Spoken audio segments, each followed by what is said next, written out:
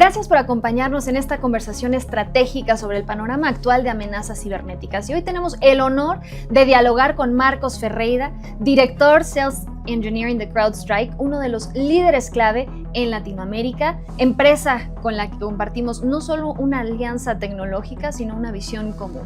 Es decir, anticipar, detectar y contener amenazas cibernéticas de nueva generación, cada vez más sofisticadas y específicas en nuestra región. En esta charla abordaremos cómo se ha transformado el mapa global de la ciberseguridad, cuál es el nuevo perfil de los adversarios que atacan a empresas mexicanas y por qué Latinoamérica y México en particular están en el radar de los ciberactores más avanzados del mundo. Hablaremos también sobre el rol de la identidad, la inteligencia compartida y el tiempo de respuesta como factores clave para la defensa empresarial, así como la importancia de construir capacidades reales desde dentro de las organizaciones. Así que bienvenido, Marcos, y gracias por abrir este espacio de diálogo con Total CyberSec. Gracias a usted, Lucy, un placer estar con usted, con todos que están escuchando. Gracias a Total CyberSec por la invitación, un gusto, y aquí a aportar y compartir lo que hemos visto y estamos acompañando desde el punto de vista de adversarios, de amenazas a nivel Latinoamérica y, como tú bien has platicado, en México, qué está sucediendo y por qué el enfoque.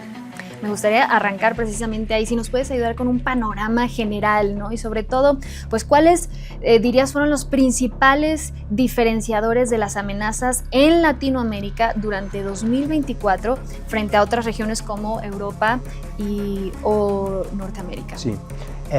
Cuando comparamos con otras potencias o con otras regiones, hemos visto que sí hay ciertos puntos de diferencia, pero hay mucha sinergia. O sea, hemos visto que varios adversarios que ocupan ciertas características en un lado del mundo se aplican en el otro lado. Por ejemplo, y después creo que vamos a ingresar un poco más en esta discusión, el uso de ingeniería social por voz, la parte obviamente cómo y cuál es la motivación de cada adversario.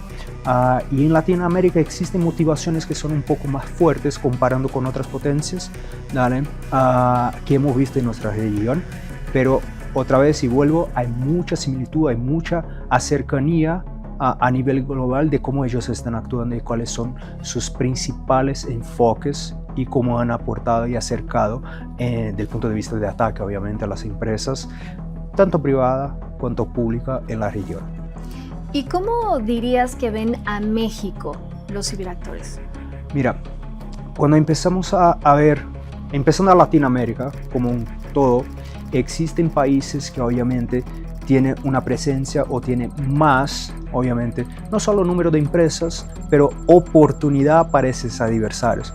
Al fin del día, cuanto más área de actuación ellos tengan, obviamente se van a enfocar más en esta región. Entonces, cuando miramos Latinoamérica, México es uno de los grandes países con un número gigante de empresas. Eso significa que al fin del día, un número gigante de oportunidades para los adversarios que podemos dividir en tres motivaciones principales. Obviamente, activismo. Existen adversarios que su enfoque desde el punto de vista de activista es más tensión política, un tema más tal vez social, por así decir.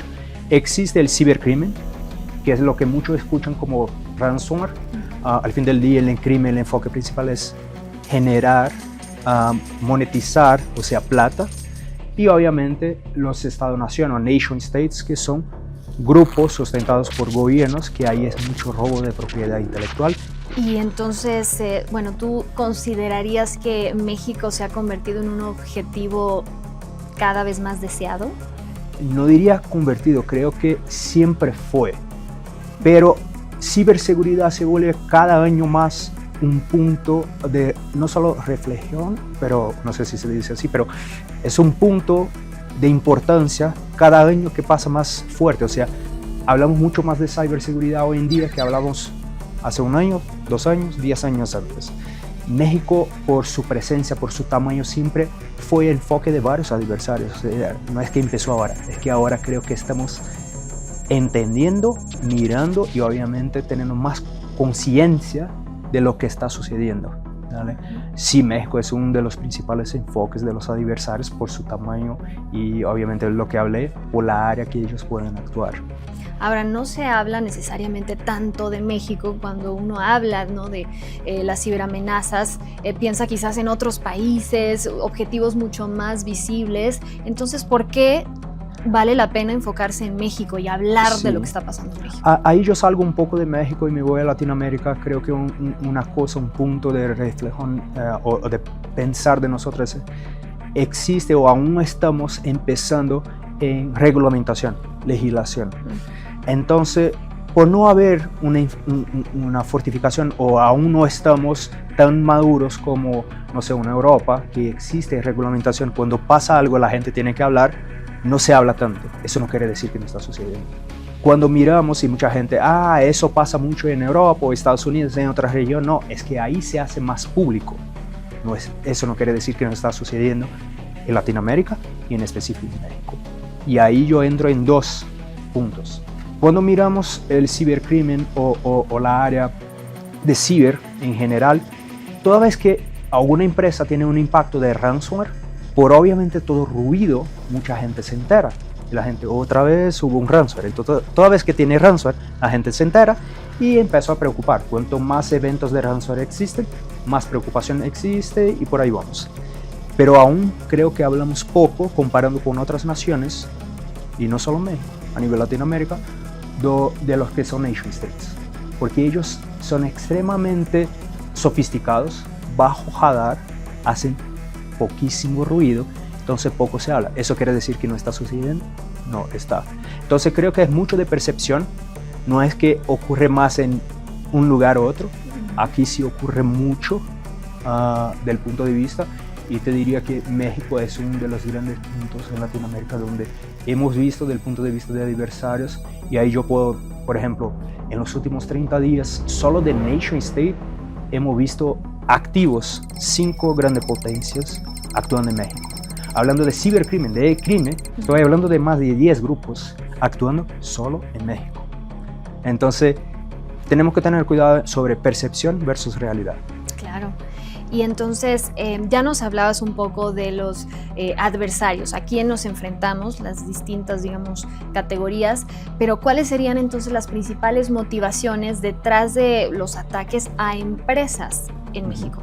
Hoy, los dos principales, yo voy a empezar lo que hace más ruido, que acabo de comentar, es el crimen, o sea, vuelvo a la parte de ransomware. No me gusta tanto hablar de ransomware porque toda vez que vemos una historia o que si alguien se entera que hubo un ransomware, eso es un fin de una historia. Es cuando hubo el impacto. Existe toda una película, toda una historia por detrás, desde el acceso inicial hasta este momento. Todo este contexto, toda esta situación existe en un ecosistema. Entonces, cuando hablamos de crimen, que son estos actores, estos adversarios motivados en generar ganancias para ellos, para el grupo, existe un ecosistema. Existe, por ejemplo, y después podemos hablar un poco más, existe dentro del ecosistema de cibercrimen un grupo que no es quien ejecuta el ransomware, pero el quien facilita, que llamamos de access brokers, de los brokers de acceso, que facilitan y venden credenciales válidas en el underground. Entonces este es una motivación, que es el cibercrimen. Este hace extremo ruido, que es el caso de ransomware, entonces mucho se habla de estos grupos, de esta motivación. Cuando vamos a otra motivación, que son los nation states, y ahí estamos hablando, por ejemplo, de Stardust en Sholima, que estuvo activo en este mes, o sea, en los últimos 30 días.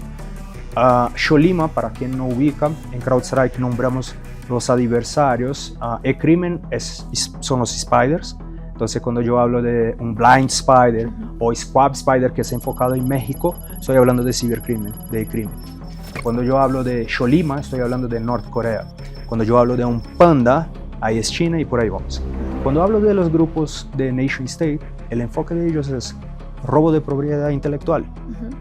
El caso de Sholima tiene robo de propiedad intelectual, pero también robo con motivación financiera para sustentar el régimen dentro de Norcorea. Porque obviamente ellos no tienen cómo hacer o generar mucha plata en su régimen, entonces usan el canal digital para traer vía criptomonedas y otros caminos, traer ganancias o dinero hacia su régimen. Entonces estas son las dos principales motivaciones no podemos olvidar, como hablé al inicio, existen los activistas, pero ese es más, por ejemplo, año de elección. Entonces, volviendo a tu pregunta, Lucy, las empresas, el crimen, creo que esa es la gran preocupación de todo CISO, de toda la gente, pero ellos no pueden olvidar, mientras no, en general, no genere un impacto inmediato, un impacto directo del nation state, porque el nation state está muchas veces oculto en las empresas robando propiedad intelectual, pero como no hay impacto, a veces no hay la debida preocupación. Y me gustaría ahondar un poco más en este tema de los estados-nación. Ya mencionabas algunos ejemplos, pero evidentemente también tenemos que hablar de Rusia, Irán, otros actores relevantes en el tablero geopolítico que quizás nunca había estado tan tenso, tan convulso como hoy en día. Y me gustaría preguntarte si crees que México se ha convertido también en un objetivo final o solo una puerta de entrada, pues sabemos, a Estados Unidos, que es nuestro principal socio comercial. Punto final con seguro, o sea, tenemos evidencias que sí ha sido enfoque de estos grupos, ¿vale? Volviendo, robo de propiedad intelectual, no tenemos una evidencia científica, siempre como cuando nombramos o cuando decimos algo del punto de vista de inteligencia, en CrowdStrike buscamos las evidencias científicas, o sea, necesitamos evidenciar. No tenemos una evidencia que un grupo ha usado México para llegar. Eso no quiere decir que no exista. Y vuelvo también a los grupos, cuando yo mencioné 10, 5, el número que yo mencioné, esos son números basados en evidencias científicas, o sea, hemos visto, tenemos la evidencia que eso sucedió. En este momento, como enfoque final, sí, México seguro. Como ruta, no tengo una evidencia científica para sustentar, pero eso no quiere decir que no exista.